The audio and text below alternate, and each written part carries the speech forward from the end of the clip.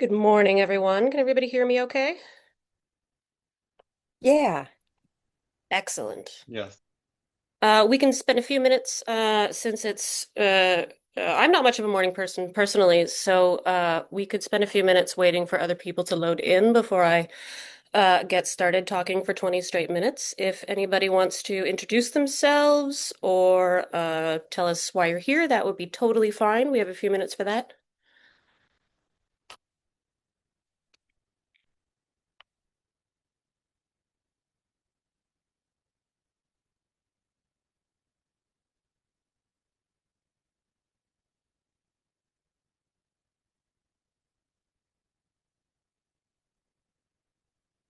Alana, would you like to introduce yourself?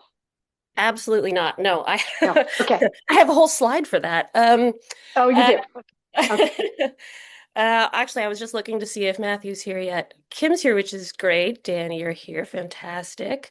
Matthew is not here, so I will take at least a minute longer before I introduce the whole team of us. Okay. I will ping him.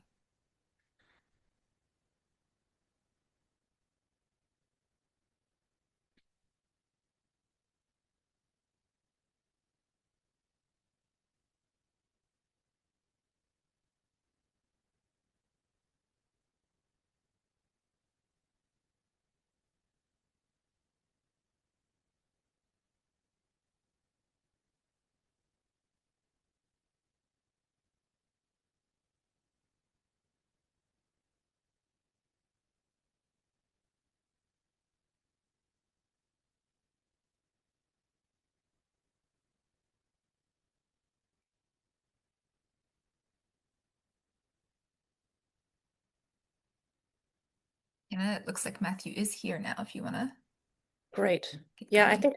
I think we're somewhat close to our expected attendance, if that's correct. Okay, so I am going to attempt to keep an eye on the chat at the same time, but I don't know if that's going to work very well. Uh, Limited screen real estate. Okay. Um, So my name is Alana Mayer. I started with a slightly different job title a few years ago with Omeka. Now my job title is technical writer, but don't let that fool you. I do a lot of testing and a lot of bug hunting, and a lot of general feedback. And one of the things that I do is tell the developers what archivists like, because I'm an archivist by trade. As is, you will find out our friend Matthew, who's going to talk a little later.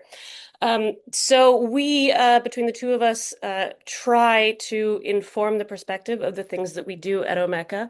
And today we're really hoping to hear a little bit more from some of you about what you'd like to see in the future and the way that you're finding things so far if you are using our tools for archives. If you have been at the previous community call, there was just one before this, and it was about design. We are really excited to be doing this community call thing, and maybe Katie, who's going to be the button presser today. I'm the MC. Katie is the one controlling all of the technological tools. Maybe Katie will let us know at the end what the next one is going to be and when it will be. I assume it's 2 months from now, maybe something Yeah. like. It'll be in May and we'll solicit what people want to hear more about. Oh, that's exciting. Okay. So you have the power to control that with your voice today. Excellent. So what I thought we would do is I will start with a quick run through of things that I think the Omeka suite of tools do already really well for archives. Matthew is a developer who is working on some really cool upcoming things and has produced a number of the tools that I'm about to talk about. So he will cover some things that are upcoming and show you some recent developments. We do have some presentations from the community, people who signed up for this call, volunteered to do a little bit of a showcase. So Katie will work through those people if they want to do screen sharing. And then we will have a larger discussion at the end for all of your questions, whatever they may be. They might not even be about archives. That's totally fine. There will be a few minutes after I speak and a few minutes after Matthew speaks where you can ask us very specific questions about whatever we've just said. But I would suggest that if you have broader questions or more general or questions you think anyone in the group can answer, not just me or not just Matthew, I'd suggest you save them to the end.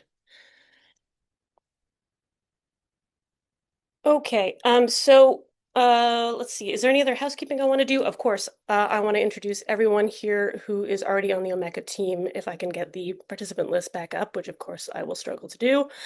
There we go. Okay. So of course there's me. There's Katie who I've introduced to you. Katie, honestly, what is your job title? Katie does everything. You're the everything person. Thank you, that's Fran. I primarily work with outreach, which is why I am using the Omeka Outreach Zoom. So yeah, I'll be the person emailing you about community calls. I send you the newsletter, things like that. Yes, there we go. Danny's also here. Danny does our training. If you've ever seen a call out for the Omeka Classic Intensives or S Intensives, she also does one-on-one or group organization workshops. Whatever you might want to see how to do, Danny is the person for that. Jim's here. Jim, we have one of our developers. Kim is here. Kim's the UX design head, I believe, is roughly your job title. You guys do so many things, it's so hard to keep track. And very importantly, Sharon is here. Sharon has been writing the user manual and doing testing and answering questions on the forum for probably longer than all of us put together. Cleaning Um, up spam. That's my job. I clean up spam accounts in the forums every morning. And otherwise, I follow these smart people around and help them share their work with you. yeah, so if there's any question that the rest of us somehow can't answer, I feel like Sharon will have it covered. Yeah, this is the dream team. Wow. Okay, I think that's it for housekeeping. So let's get started. As you probably already know, maybe you don't, we have two main tools that we produce, Omeka Classic and Omeka S. You might be familiar with Omeka Classic through the Omeka.net platform, which is our hosted solution, so you can use our tools and we take care of the upgrading and maintenance for you, and we provide you with storage space. Omeka S is a much more powerful and advanced tool that allows you to have a massive collection of resources in one place and have a bunch of different, totally different sites or digital exhibits pulling from that pool of resources. I did look at the participation list today, and I feel like most of you are from the university and college sector. So I imagine there's a good chunk of you who are doing your own self-hosting as opposed to using .NET Managed Hosting. You guys can nod or shake your head if you think that's totally wrong. But there's certainly lots of archival organizations who love .NET for the managed hosting and love to have something that's really simple and straightforward and taken care of for them. So there's lots of things we could say about small municipal archives and museums and that sort of thing, but I'm going to try and work my way a little towards the institutional aspects instead, based on the attendance list.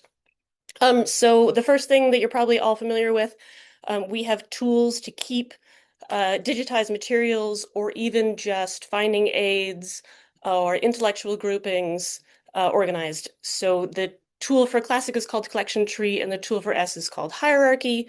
Matthew, of course, built Hierarchy, so I'm hoping you'll see a little bit more of that in a few minutes. These are the two tools sort of side by side. This is a live example on the left from Virginia Tech of their collection tree. You can see that they have uh, grouping titles and record group codes built right into the name of their collections, corresponding to an official archival arrangement. And this example on the right is a hierarchy that I just built the other day, actually pulling out of archive space, which is really exciting. So we're going to talk about that later as well. A relatively simple and straightforward tool that can be used in any way, physical organization, intellectual organization. You can have in S item sets and item sets and item sets without any items if you're at a sort of a top-down arrangement state in your archives. You can certainly make items if you have digital materials and you want to upload your digitized items and sort them into as many levels of tree, levels of hierarchy as you wish. So those are really exciting and really straightforward to use. You can make these hierarchies appear basically anywhere you want on your sites in Classic and S and allow people to browse and search through those. The one thing that's really exciting on the right, you can see that the top level is showing an accumulated count of all the items inside all of its child objects, which is really useful.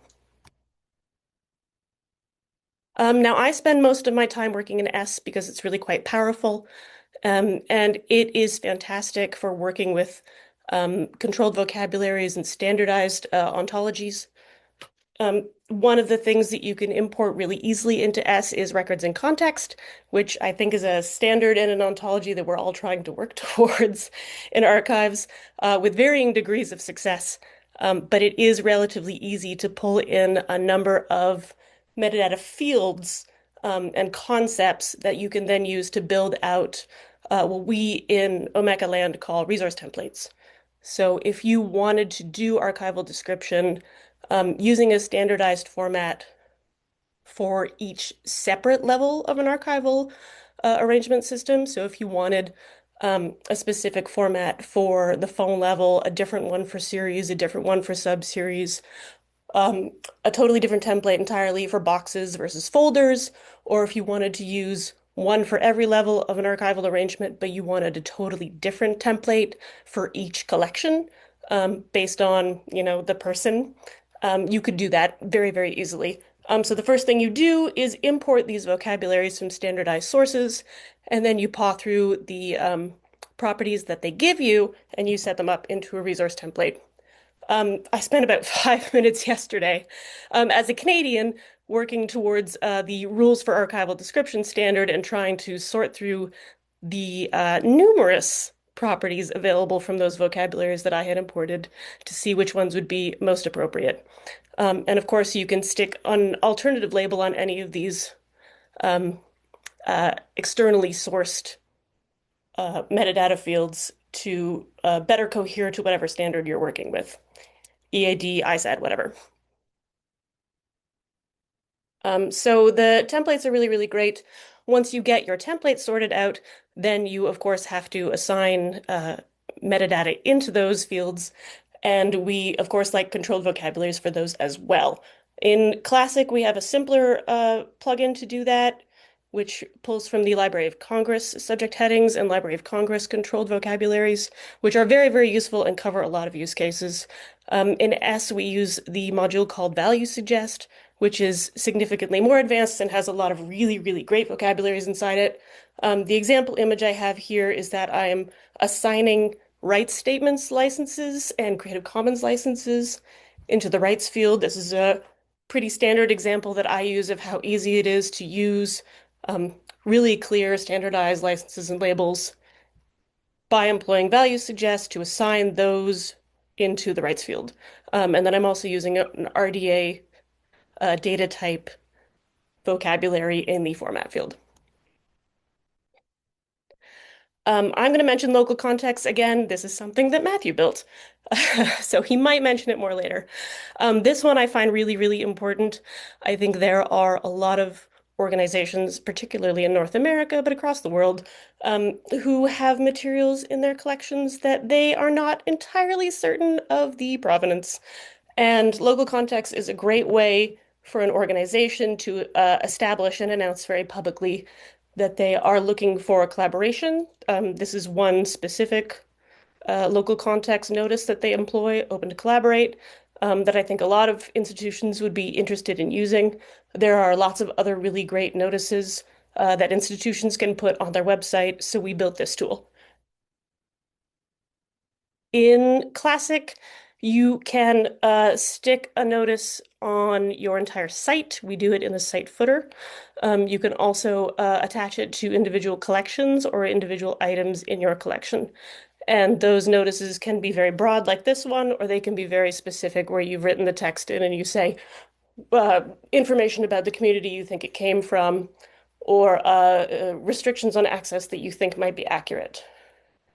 And then the labels part that comes back is the communities in question are able to come back to you and give you more information about those materials. We worked with the local context team. So this is a representation of what you would be creating using an account in the local contexts project hub. So you would establish yourself there as an institution looking to participate, and then you would bring that information over onto your Omeka site so that you could stick it onto individual items. These are really cool tools. Oh, of course, I've managed to accidentally click link while trying to forward the slide. There we go.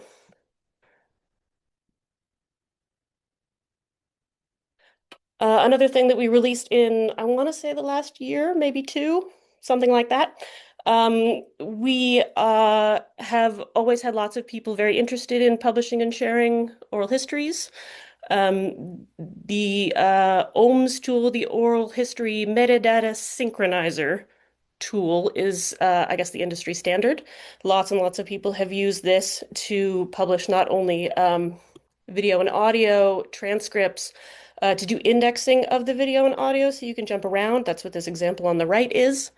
Um, Hopefully some of you have some experience with this. If you don't, and you're thinking about ever doing oral histories, this is the tool to use. And we're really, really excited to be able to drop the material that you build using the OHMS tool into Omeka in this really great interactive way. So it's the OHMS tool basically publishes an XML file that you import into either Classic or S, and it publishes this really great interactive viewer and player where you can work through transcripts and I think translations as well of the transcripts, if you have that available. So you can see the YouTube video, oops, the YouTube video, the transcript, and on the right, the indexes in that little screenshot. Um, Quickly, if you haven't already seen, Omeka allows people to upload things. They can type out a story, they can upload a video, they can upload photos. A great example of this is documenting Ferguson, I believe, where people had photos and videos and posters and things that they had collected that they submitted into an Omeka website. There was also a really great COVID-19 archive called Journal of the Plague Year that applied these tools as well. So you get your audience to submit materials to you, you review it, and then you publish it to your site. I will mention, especially because we have a lot of universities in the audience. If you're familiar with DOIs for research, you should be familiar with ARCs for archival materials. You should go and learn about the ARCs Alliance if you don't already know about it. It's fantastic. We've had a tool that allows you to publish an object identifier for archival materials. It is called the Persistent Identifiers module in S. It's been out for ages. So you can mint brand new ARC identifiers straight in Omeka. For your Omeka items. Something that recently came out for S and will be coming out very soon for Classic uh, is called the Static Site Export. So if you are the type of organization that gets a grant to do a really exciting digital humanities project, or digitization project, and then the grant ends. It is very, very useful for you to be able to preserve your site in a form that is not dynamic, that does not need updating every time you release an update or a module, that is not vulnerable to security problems, and can be run very, very easily on a simpler server. So what we do is take an entire Omeka S site, we export it as sort of a flat um, uh, basically HTML only with a simplified theme, and all of your materials are still available for people to see. The last thing I really want to talk about, which I'm absolutely already running out of time for, is something that I learned how to use this week. As you may be familiar, the Corporation for Digital Scholarship also builds a tool called Tropy, which I have, watching the chat go by at the same time, which I have been using for photos that I took in the local history and archives department with my cell phone, which I'm hoping is a fair approximation for what it would be like to have 30,000 digital images from your scanner in your archives. And I have taken some of these materials, worked with them in Tropy, combined multiple photos into a single item, organized them into folders, put tags on, put metadata, done all sorts of fun things. And then I have exported them from my local hard drive straight into my Omeka S instance. And it worked magically. It was an absolute delight. And honestly, this is one of maybe the best ways to do bulk file uploading into Omeka S. In most other instances, you would need to put them on the internet somewhere and then point to them with a spreadsheet full of URLs. And Tropy might be one of the only ways to just do this straight from your hard drive, which is really exciting to me. So here are what the materials look like after I've spent a bunch of time with them in Tropy and then just uploaded them to Omeka S. Um, so this is something that's very exciting to me, just fresh and brand new, and looking at cool things that can be done with it. So I'll try and answer my any questions about that if you have any. But I bet there are people in this room who have been using this for ages, and for whom this is not new. Um, I think that's all that I really wanted to cover. I did take longer than I was hoping, but I think I did a fair job covering significant things. I'm going to share the link to these slides so that you can go to the links in the slides, and I'm hoping to also fill out the slides a little further with some other examples of things that I didn't get to cover in my 20 minutes. We can talk about anything I've just said quickly now. Otherwise, I'm going to turn it over to Matthew, who I think is going to do some cool live demo.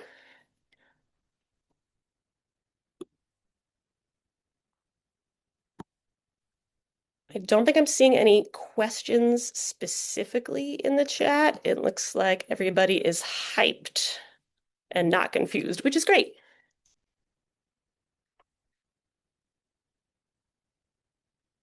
Katie, are we using just the chat? Is there a Q&A function or anything like that that we're Yeah, employing today?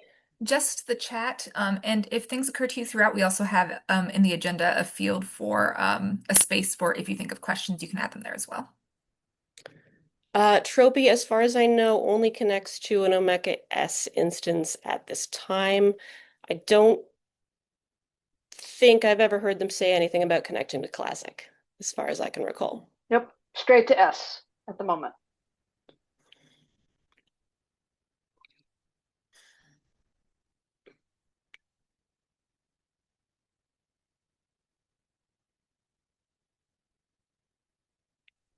Okay, I'm feeling good about the lack of questions. Matthew, do you want to take it away? Yeah, sure. Hi everyone. I'm Matthew McKinley. As Alana said, I'm a developer with Omeka.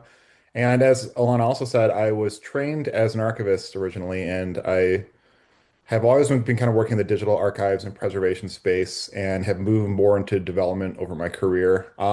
And yeah, as said, I'm going to share my screen here and let's see,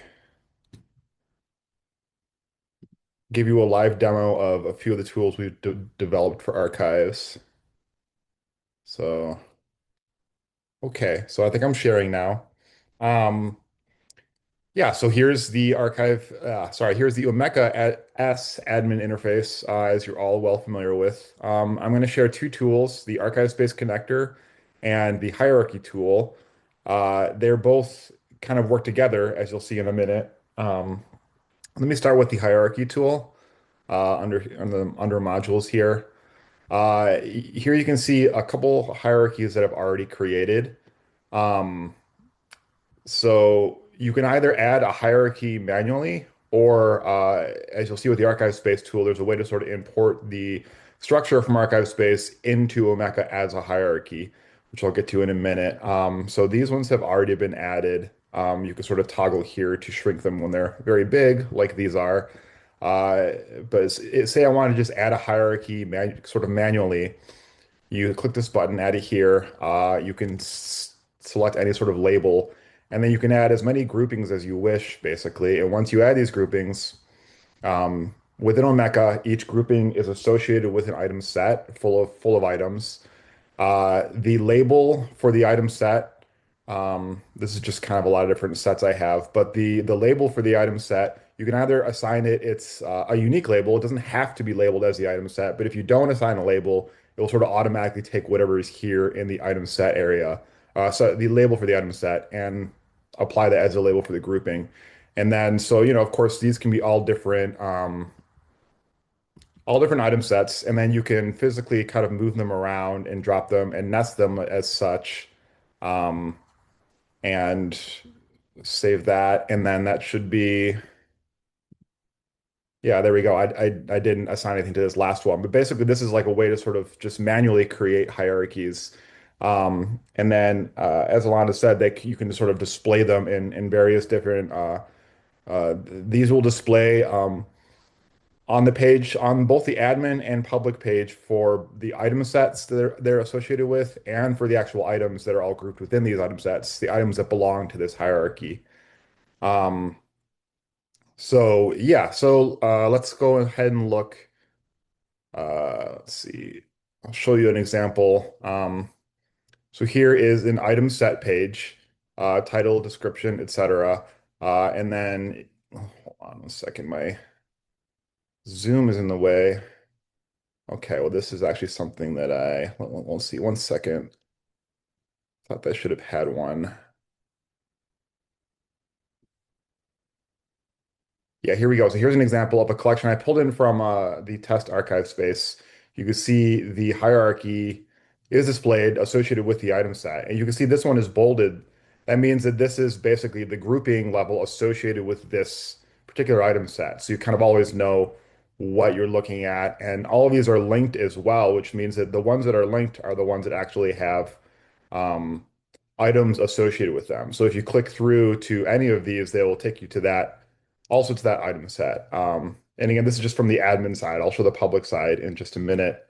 Um, so on the item side, sorry, on the admin side, all of these sort of the links, the number of items afterwards, and the fact that you see the different numbers of items, this is inclusive. So like this item set, the number is reflective not only of what might be stored in this item set, items, but also any items underneath, which is why you sort of add these all up and you get 34. All this stuff is customizable on the public side. It's kind of set on this admin side as is, but you can sort of change, whether this count appears, whether it's sort of inclusive of everything underneath it or just of that item set. All that stuff is customizable on the public side. And then let's see, let's go ahead.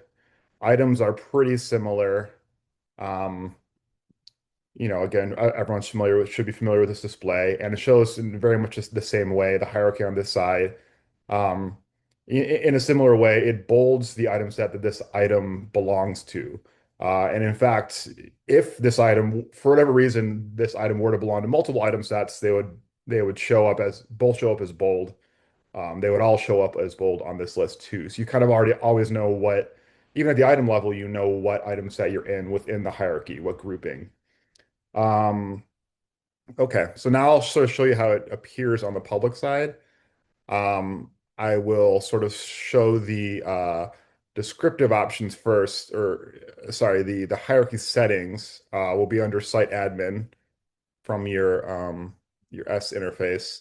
And it's just sort of under these settings, just to scroll down a little bit. But with the hierarchy module installed, you'll see sort of all these different settings. The first setting, and I'll show how these work within the actual public interface as well. But this is basically by default the hierarchy links that you'll see. Let me go ahead and actually just give you an example here. It'll be easier to see.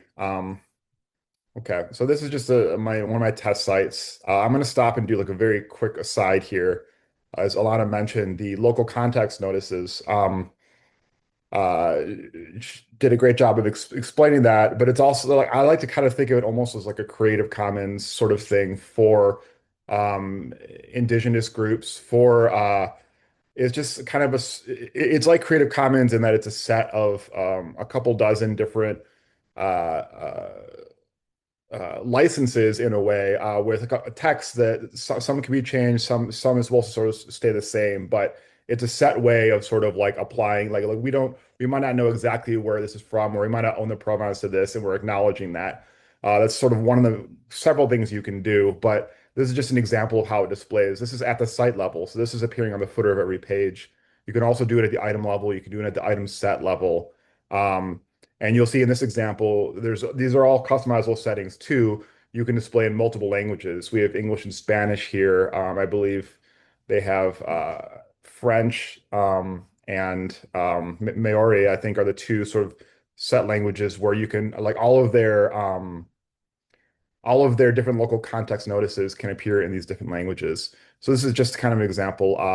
Again, at the site footer level, it also links back sort of to the project that these notices are associated with. So that's just kind of like a real quick dive into that. If anyone has questions, I'm happy to answer them. But back to sort of the hierarchy here. So let's see, what is a, I'm going to go ahead and let's see, sorry,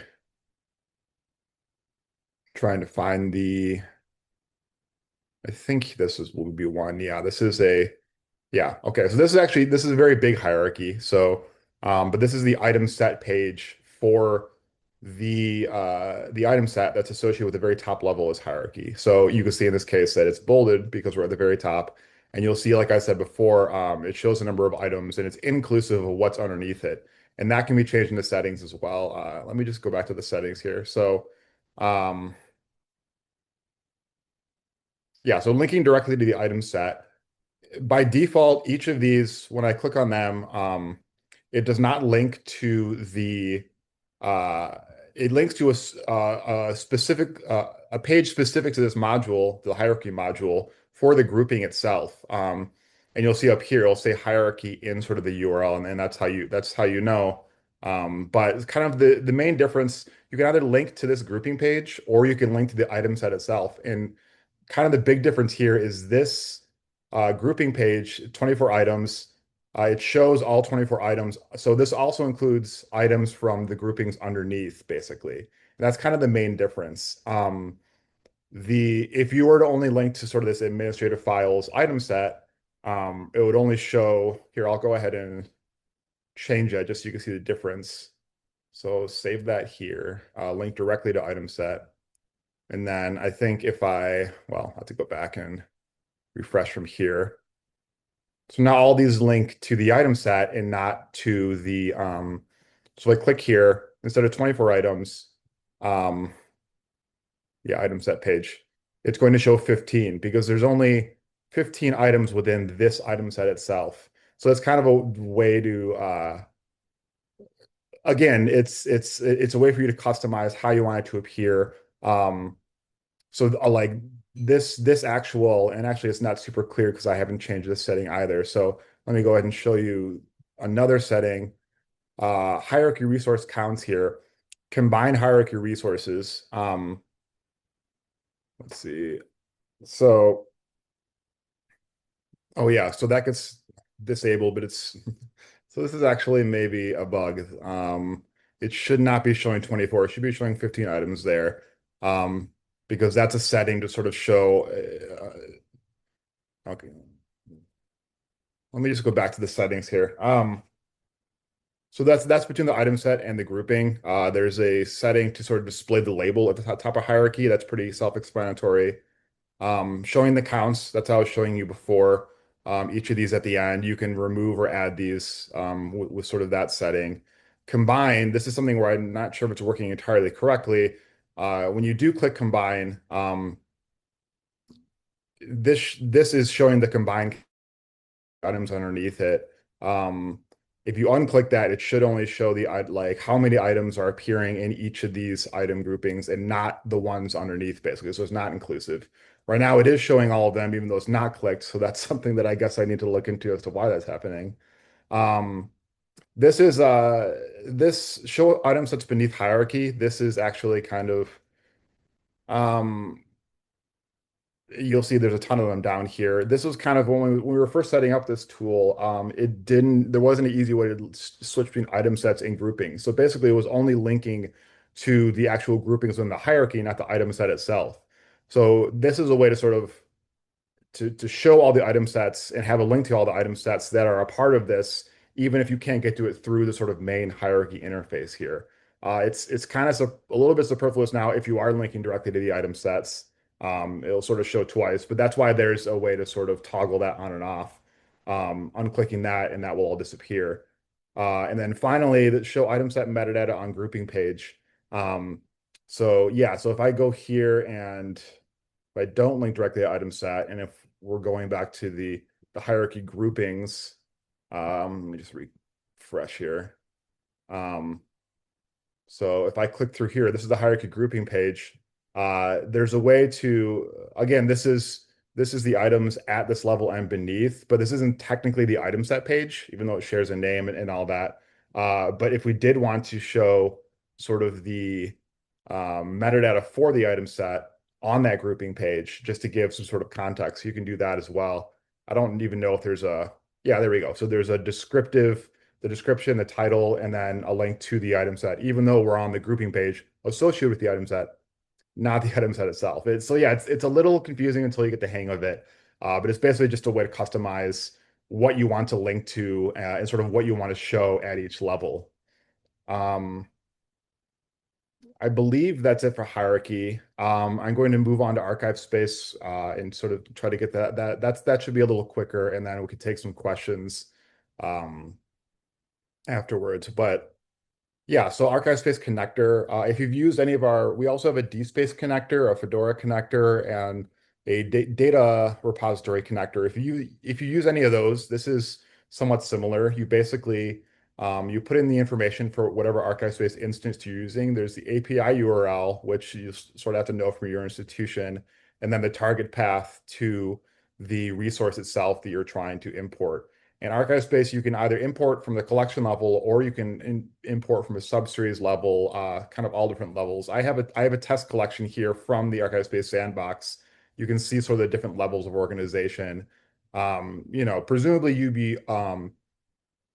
be sort of ingesting this entire collection, but you could ingest from a lower level if you wish, if you had a reason to do so. So yeah, that's sort of the two little pieces you need from the collection you're importing. And here is like the big important bit. This is checked by default, but this basically maintaining collection hierarchy, as I showed you, requires a hierarchy module. But if you keep this checked, then all of these sort of collection series, sub-series, all the organizational boxes that you see from the archive space interface will be pulled in. They'll be assigned, the item sets will be created for each of these, and then they'll be sort of assigned, and the whole hierarchy will be created just as you see it here, will also appear in Omeka S. This is an option. This is kind of a newer option for archive space, but I'm working on adding this to our other connectors as well. Delete missing items and update. Basically, for a lot of these, you're going to be sort of re-updating these collections as they change. And if you've deleted items on the archive space end, previously they would just still sort of exist in Omeka S. Now, if this is checked, when you update, this will actually go through and delete items it doesn't find from the collection it's importing from. So yeah, if you check this, this will go ahead and like remove items that you've removed from the collection you're pulling in already. If you leave it unchecked, it will just sort of leave the items. It will do what it did before, leave the items in Omeka S. Comments a little self-explanatory, just a comment on the import. Resource template, this is another kind of newish feature. We're all familiar with templates. This lets you apply templates while importing, and say it was missing like a required metadata field, it would just skip that item as it goes along. So this is a way to apply those templates right out of the gate when you're importing. And then it also shows what sites that this is assigned to. These can be added and removed, etc. And just real quick, I just want to show, this should be a quick one to actually show sorry, one second. Yeah, so let's get to the sandbox. And then this is number 6. I'll just show you how the import works. Again, this is the API URL for whatever your archive space instance is. This is the sort of test sandbox. Here is the repository resource string. You can pull this right from the URL here. It's just sort of this last string. And we're maintaining the hierarchy. So if I import it, I think there's about 50 objects in this, so it should only take maybe like 15, 20 seconds. While it's going, I'll show you here. This is sort of the past import screen. This will show you all of the archive space things that you've imported, and it has a link to the collection. I don't know. I guess it has a link to the collection. It has these actions. You can undo all of the, like any import you do. You can also rerun. This is where you would do the updates. And, if you had that box checked, this is where it would add and delete records. The actual job ID will show you information about the job itself. This is similar to other sort of past imports if you've used other importers. Under resources here, this is interesting because we're creating so many item sets. There's actually a way to link to not only all the items that were added by this import, and this will open a new window and show you those items specifically, but we'll also link to all the item sets that you've created with this import. Uh, and created and then put sort of into that hierarchy module. And it shows you how many are added and how many are updated. I think if I refresh here, yeah, this is completed. So you'll see this added 20 items and it added 4 item sets there. And then if I go to the hierarchy here, it'll show, just close these. Oh yeah, actually that's it right there. So this is the one that I just imported from Archive Space. And it's kind of a simple structure here. But again, these each of these, it created the item set and it created the hierarchy, as it's sort of all ready to go. So now if we go to this, these were just these items that were just sort of I don't know if I added it to my site, but if we go to the actual site, both on the public and admin side, I don't even know. Let's see. I'll just search for, hopefully this will show something.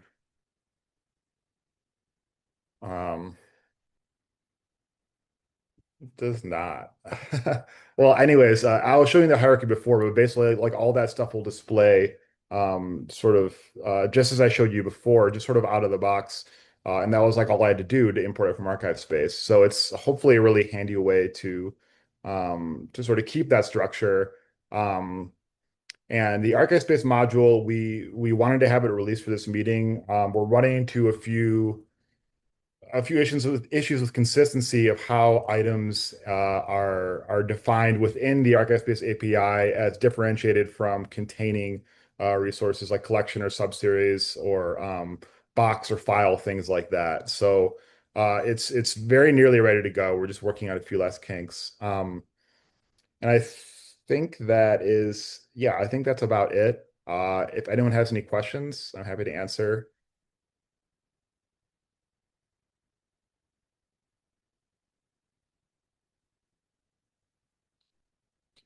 Not hearing any questions. Oh, let's see if I can go to the chat. Okay, there might be some. Let's see. Um, okay. Yes, page blocks for hierarchy. Sorry, I did not show that, but yeah, there is a specific page block where you can show any hierarchy that you have in your system. Um, let's see. Okay, I'm not seeing any other specific questions that haven't been answered. Digital exhibits. Yeah. So yeah. So I guess let me know. Classic. Yeah.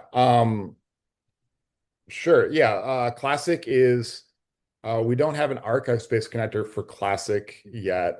We do have the collection tree, which I'm not quite as familiar with. In fact, I don't even know if I have it installed on my Classic instance. So I don't know if I can actually show it off here. I might have it. Let's see. Nope. Hold on. Sorry. It's not even logging me in. Okay. But Classic, I might not be the best to show off Classic. Alana, I don't know if you have that installed on your test. I might be about as far along as you are, unable to log into my own Classic site because it's been a while. But it's certainly really straightforward, the collection tree plugin. I uh, can see Oh, that being the simplest part of whatever you'd need to build to get archive space talking to Classic. Yeah. Yeah, I mean, I think, we will certainly think about whether it makes sense in the long run with the degree of complexity that comes out of an archive space finding aid, to think about whether it makes sense to have an import that would reproduce it directly in Classic. Certainly, the collection tree would be the way to build the nested layers. But because we do have most of our connectors exist in Classic form and in S form, that's certainly something that we'll think about over the next year if we hear that there's a lot of call for it. I actually think Alex's question is a great one. I am curious to see all the interesting ways people will use this when it's out, because frankly, digital exhibits based on things that you have in archive space that you want to do essays with or whatever is like just one. And I think, using Omeka as a different web publishing place, because ArchiveSpace does a lot of really great things behind the scenes for like accruals and arrangement and keeping track of your staff and doing version control, and all of those things. And there's lots of data behind the scenes that you might not ever want to share with the public. And you might really just want to use Omeka as the public face of your collections for retrieval or for people to, curate their own research things and give them accounts to allow them to use your materials in that way, where you would never, ever, ever want those same people to have an account in archive space. So I think there's lots of potential for interesting things, and I'd love to hear what other people think that they might do, or find out 6 months from now once it's out what people are doing with it. Because I think, yeah, not just digital exhibits for sure. Okay, so I do have Collection Tree running on my Classic site, and I am not really using it for anything. It's basically one big long list of all of my collections in Classic that are not at all organized into a hierarchy. But it is basically imports that I've done from other Classic sites at this time. So I have an inkling that importing from archive space will be really easy and straightforward in Classic for sure. Okay, so if we don't have any other specific question about hierarchy or archive space, I am going to move on to our community showcase. And the first person I have in the list is John McCrory. Hello, can you hear me? Yes. Excellent. Okay. Well, thank you for this. I'll try and share my screen. I've not used Zoom for an awfully long time. Um, um,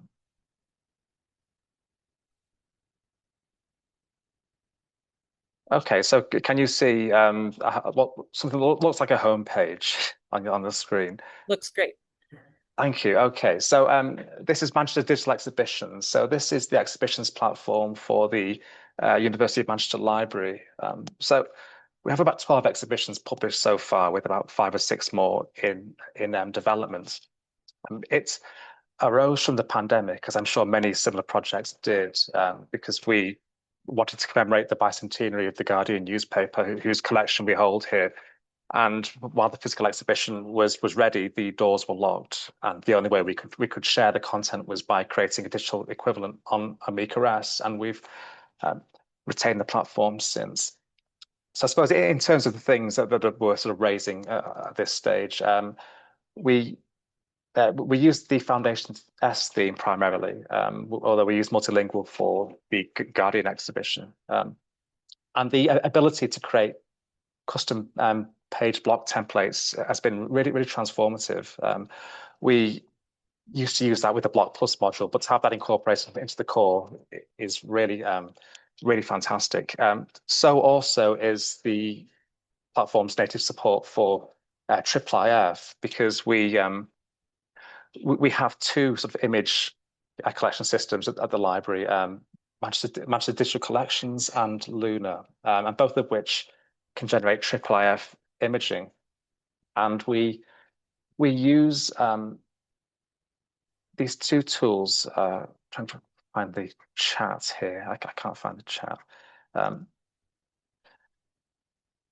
We use these 2 tools to do a bit more with our IIIF materials. So we use Annotate to create IIIF annotations, and then the Anona library to actually present them on the page. So it allows us to do things like storyboarding with some of our IIIF imaging.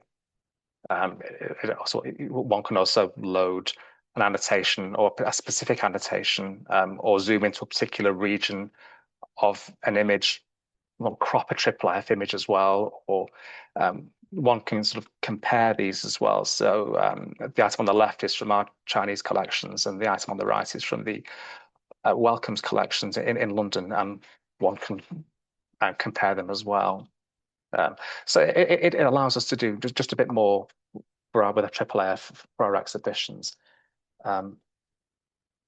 Something also that was really welcome is the new feature added to the mapping module, which allows you to use georeferenced AAAF maps as layers. We'd struggled finding WMS outputs to actually use as layers, and so this is from an exhibition that we've not published yet, looking at the foundation of the university. But one can simply take a AAAF map, georeference it using all maps, and then very, very easily incorporate that into the mapping module. So we have this map is georeferenced over a contemporary map of Manchester.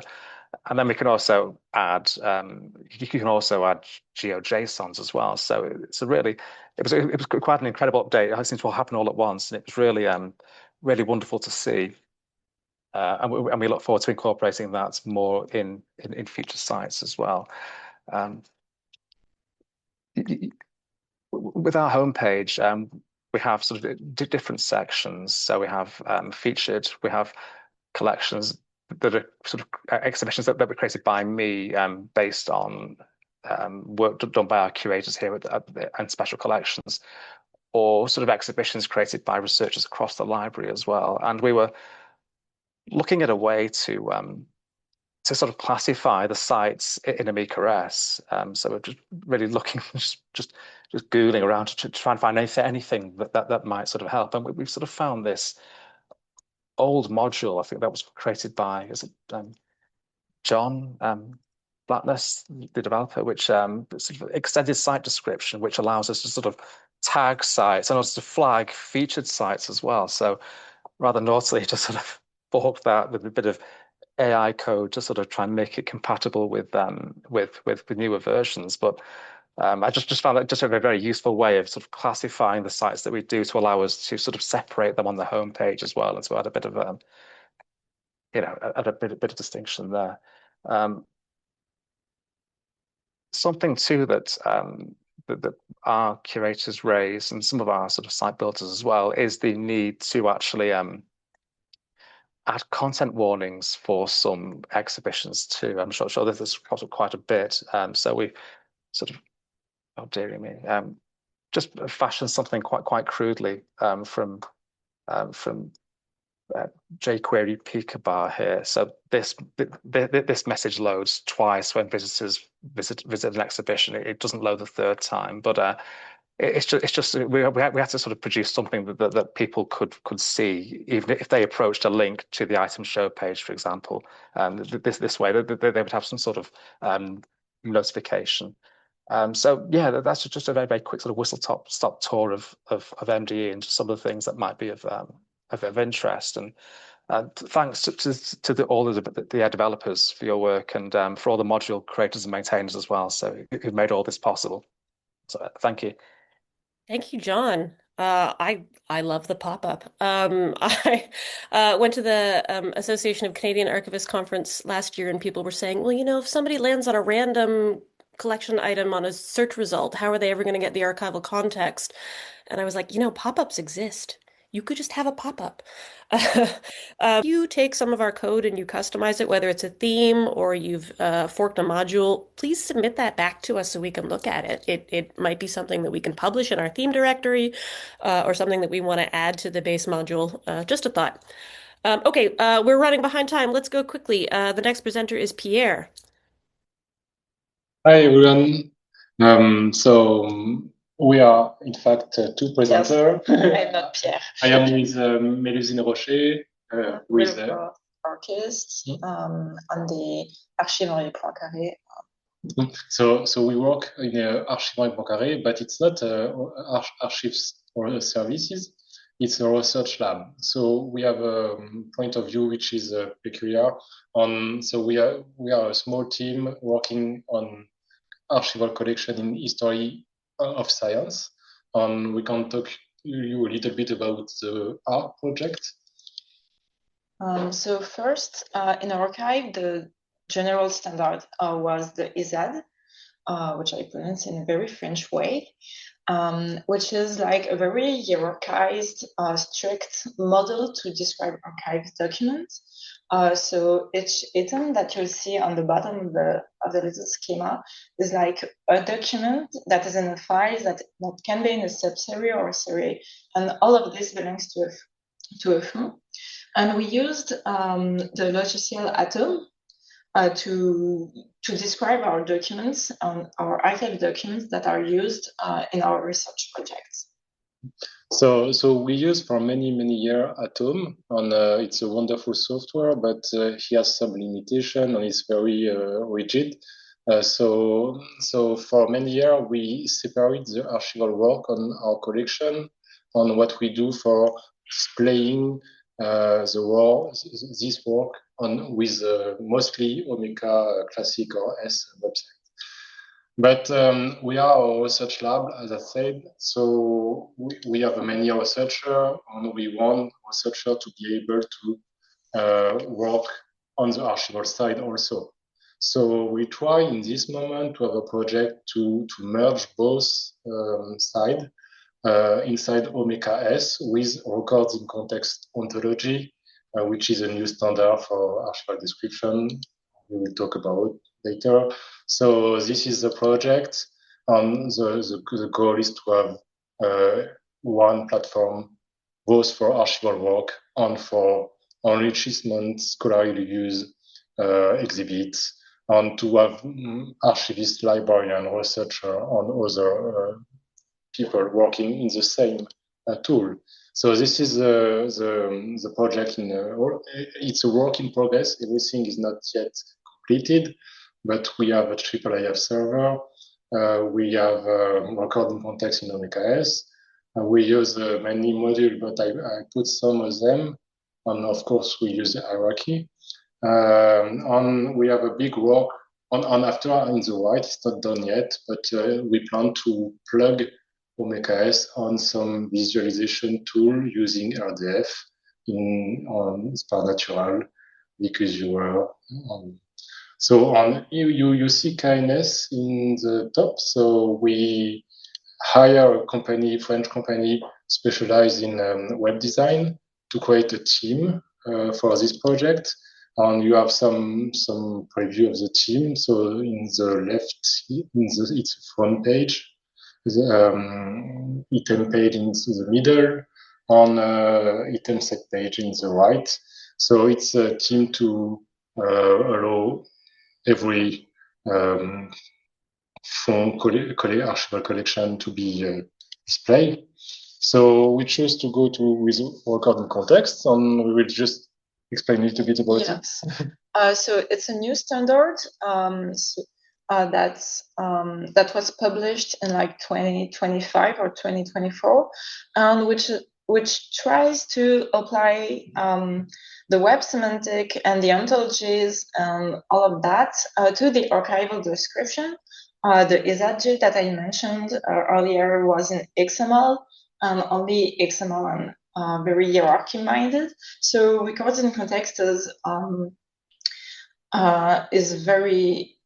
an ontology in the classic way, and allows us to make more links between our resources, between our documents, and also to add some information that were not in the ISAD, which was only for what the document was like, the physical thing, but with records in context, you can describe a document, and you have these things in the middle, the instantiation, which is like you describe the physical document in instantiation, and you can link it with another instantiation, which may be the digitalization, and all of that is only is linked with a record that is the ID of the document. And the document belongs to a record set that is a link, a relation to, and so on. So this diagram and this model is what we try to implement in ARC.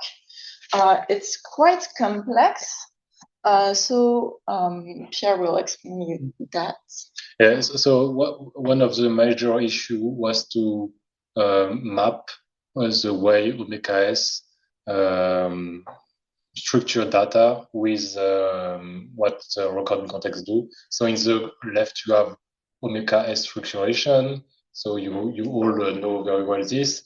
And in the right, there is a conceptual model of week. And you can see a record in week. We choose to put an item. Record part, it's also an item. So an instantiation is a media. And so we have to make some choice on this level. So, for example, that is, we may describe a letter sent by a scientific editor, which is part of an organization, to an author. So you have, I put the RIC relation and the RIC classes and the RIC attributes on this diagram. So our person, corporate body, and person. So our people and corporate body are items. The record that we a little bit conflate with the physical instantiation is also an item in Omeka. And we use the record set that is also that is an item set in Omeka, and that's how we map. And we try to describe also the people, but it's not very complete. Like, it's just a basic description of the people. For the record, we do try to go more in details. I put only a few attributes that we use, but the thing that is really interesting is making all the links between the people, the different relationship you can have between a record, a people, a corporate body, and I'll link all of that. So, of course, we don't use all possibility. We use very little on everything is not perfect in the semantic web world. If you use Omeka, you have to make some choice. You have a very intuitive way to do this, but you have to make some sacrifice also. But Yes. it's very nice. And one of the sacrifice at the beginning was to get rid of the hierarchy, because it was very hard to do so with RIC. But thanks to the hierarchy module, we don't have to make this choice. So even if even if we have a relation and we don't need hierarchy, it's very important to keep it, because it's the way the archival collection are structured. So this example, so we use a hierarchy. I have to thank the Omeka team, because they are very reactive. If you submit an ID on GitHub, lots of times it's a new feature a few weeks, months after. So many thanks for this. And yeah, maybe we can keep this for the general discussion, because we took too many time. You are exactly on time, because Christian has very kindly volunteered to present in the following community call. So we have exactly 20 minutes for discussion, which is great. Thank you so much, Pierre and Melusine. I want to point out again to you and to everyone, you can actually export resource templates out of Omeka S. So what you can do is press the export button, send me your resource template, and then I'll never have to build an archival description using records in context. Yeah. I can Yeah. rip Yeah. off your data model. One of the things Yeah, that I thought about doing for archivists was to build, sort of an example RAD compliant template and publish it and just put it in Google Drive somewhere so that people could use it without having to build these data models from scratch, which we are all doing. yeah, yeah. I'm currently working on a guide recenting all our choices for our archive description, and that's something we'll publish and send to the community, because it's also a French problem. And people in France will have to change their description, and a lot of us are just like, what are we doing with all these 500 attributes and things? Yes. So that's Records, definitely something. records we of do. context is exhaustive. It is very, very Yes. too complete. Yeah. Okay, so we have 20 minutes for questions. There are a number of questions that were posted in the Google document that we can work through. There are questions also in the chat, I think. I don't know if Katie wants to co-MC this with me, or shall I just read questions out? And then we have, I think we've actually added a staff member since we started. Our resident accessibility expert, Aviana, is also here. So hopefully we have lots and lots of Omeka team people who can answer questions here. Okay, I will read the first one out loud. Maybe Jim wants to take this because Jim is the faceted browse expert. And of course, anyone in the room who has thoughts can chime in at any time. This is not just an ask the team time period. Okay, first question. Are there plans for changes to faceted browse coming? I'm not sure what the forum response is that posted that. I don't know if anyone has a source. Or if you want to chime in, unmute yourself and let us know what you saw.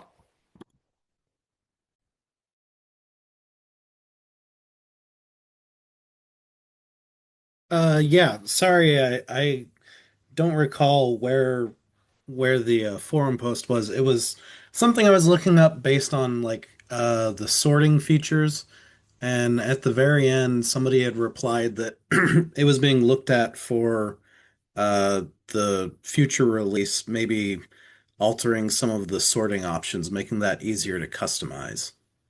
Okay. We've had some talks about this sort of on a fundamental core level. So, even on just a basic browse page, there's sort of basic sorting. Um, if I can recall, it's title, created, date, and whatever the third one is, of course.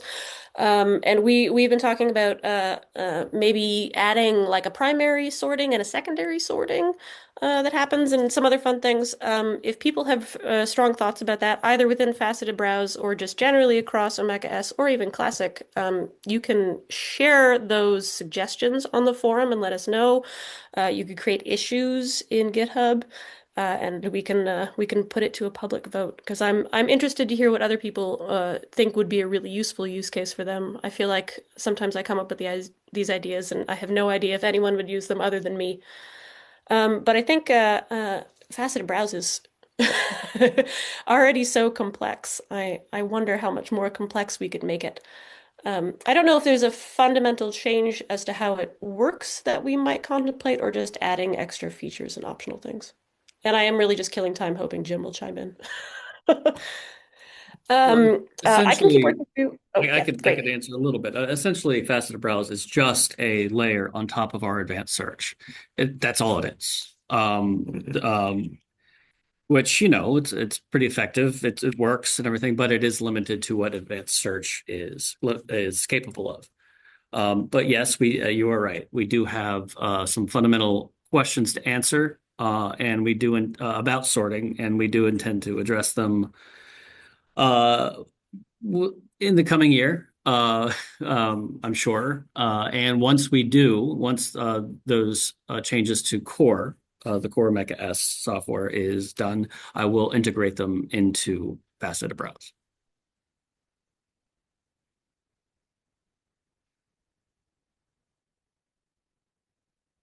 Okay, our next question in the agenda is, do we plan to develop an enhanced query-based block view component that would allow people to design advanced queries? I am not familiar with Drupal views, which is the inspiration for this question. Um, hmm.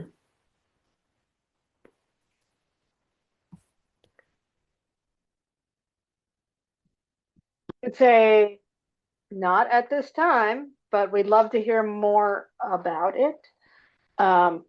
Again, in this sort of like, what we don't want to do is reproduce Drupal. But certainly that we'd be interested in a really robust description of what the feature request might be. Yeah, we have like a query builder within the browse preview block that you could also provide like the actual URL parameters within there. So yeah, I think that we just need a little bit more context as to what you're looking to like accomplish with the advanced query builder, a little bit more description.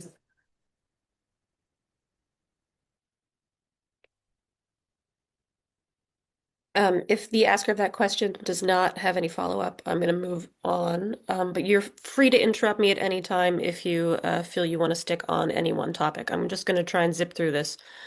The next question is about rerunning CSV imports. I'm going to answer that one myself. I have so many requests for improving CSV import and adding extra features and making it even more complicated than it already is. And rerunning or like saving your mapping profile.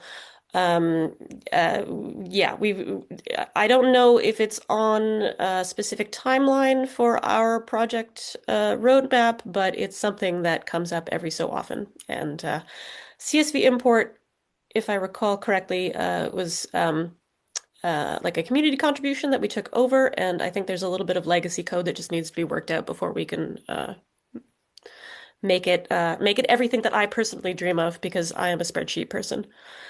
Okay, Okay. Oh, go on the ahead. topic of both of the CSV imports for Classic and Omeka S, they have had a bunch of they were ours to begin with, but they've had a lot of community contribution to them, and there is some interest afoot to bring some of the things from S to Classic, and also add additional features. But that's in the midst of the juggling of all the other things. But we know the requests are out there, particularly about saving mappings.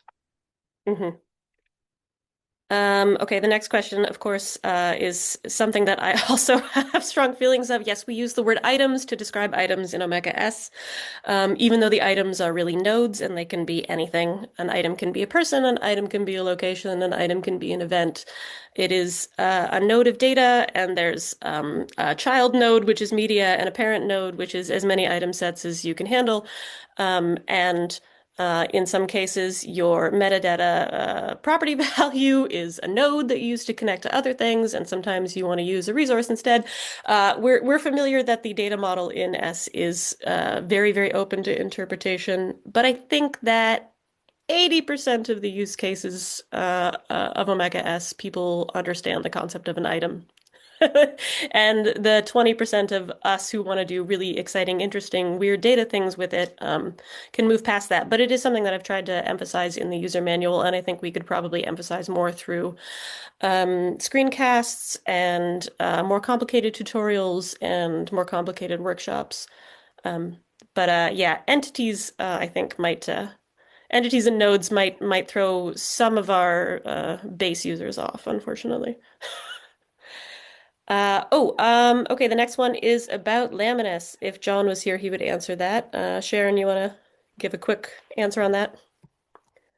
Can you He read asked here, Yes, the just what is the sharing, plan for Omega S with uh, the retirement of Laminus MVC?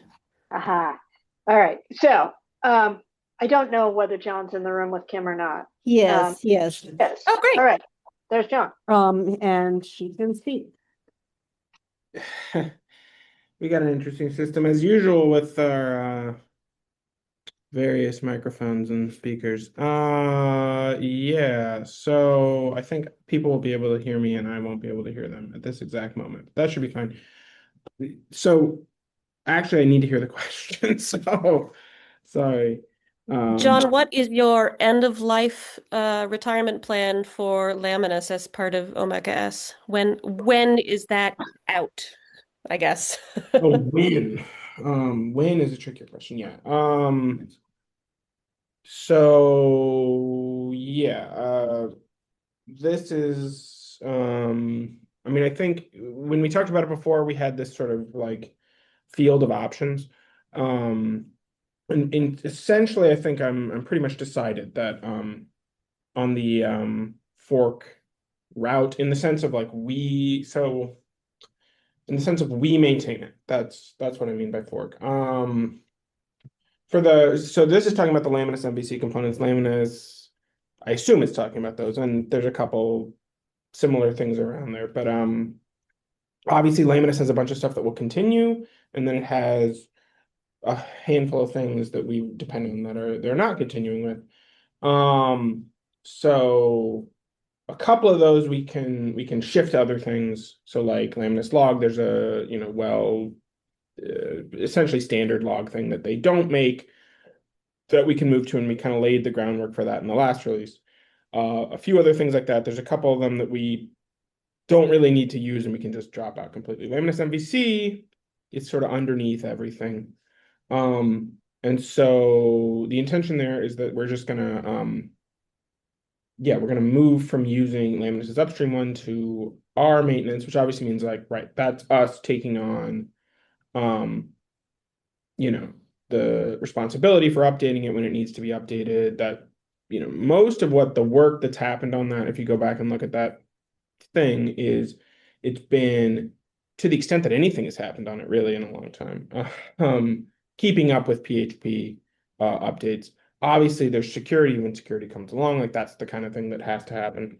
But that's sort of the responsibility that like we're taking on there. Timing, I mean, it's going to be with the next like major release, the next significant release. So like we're probably in the process of doing a small release soon, soonish. I don't want to put a date on it, but like 4.2.1, pick up some bug fixes and things for the 4.2 update. So it's not going to be in that. No changes to the dependencies there. The next one, I can't say for sure whether that's going to, probably that's 5. Not sure whether that's going to be 5.0, 4.3. That's when I would expect to see it. Date-wise, I mean, definitely it's in the planning for this year for the current kind of time period. Obviously specific date, not If I'm it's a not if it's a major release, you'll get warning on the forums because we'll release a release candidate first, do some beta testing, that sort of thing. So yeah. 4.2.1, not this. The next one, definitely this.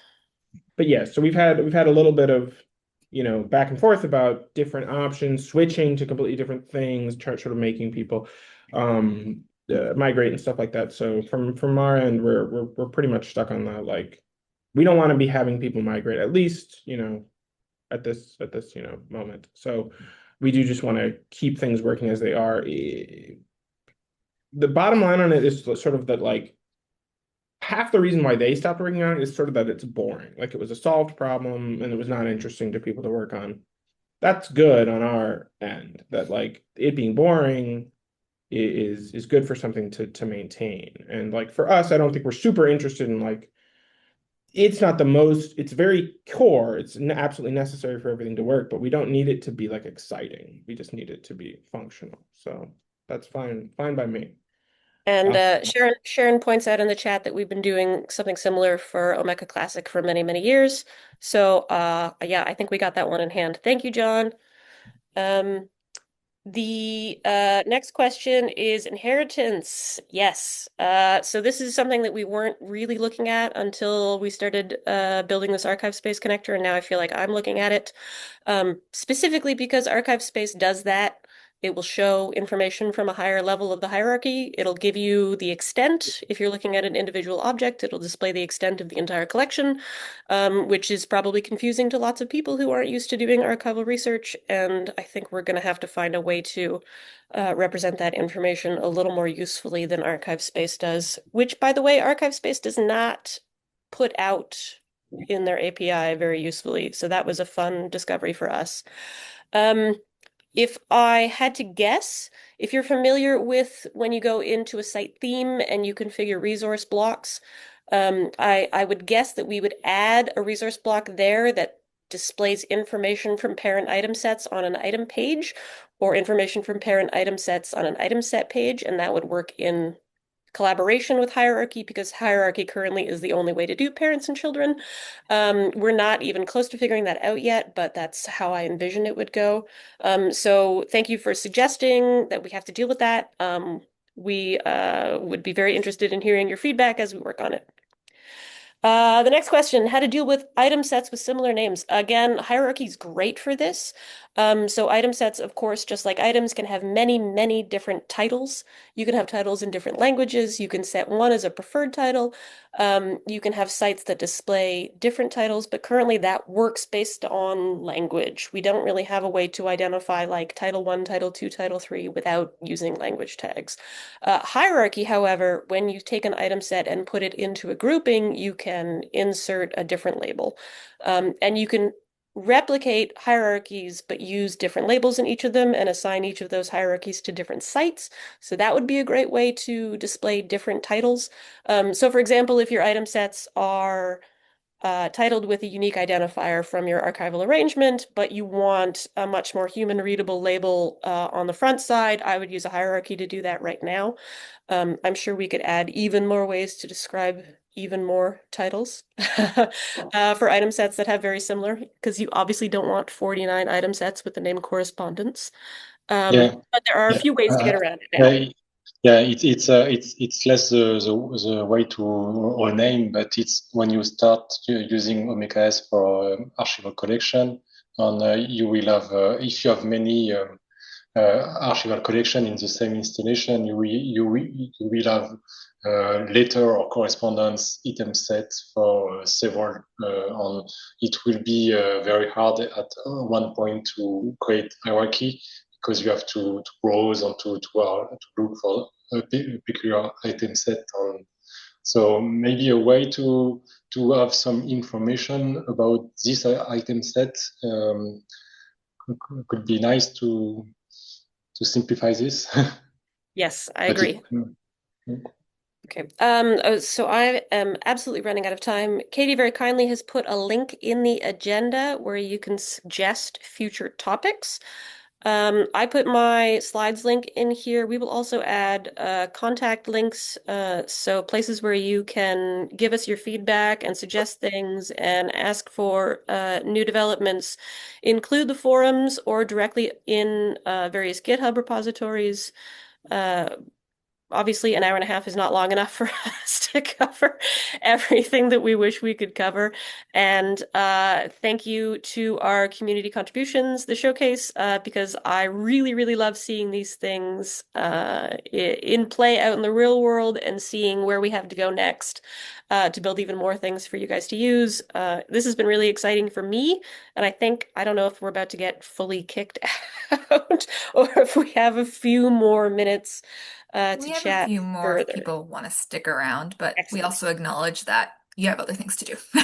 Yes, absolutely. Like lunch. There are a few more questions that I can keep plowing through, but if people here have anything else they want to say really quickly, either in the chat or by unmuting before we all sign off, we can do lots more asynchronously later.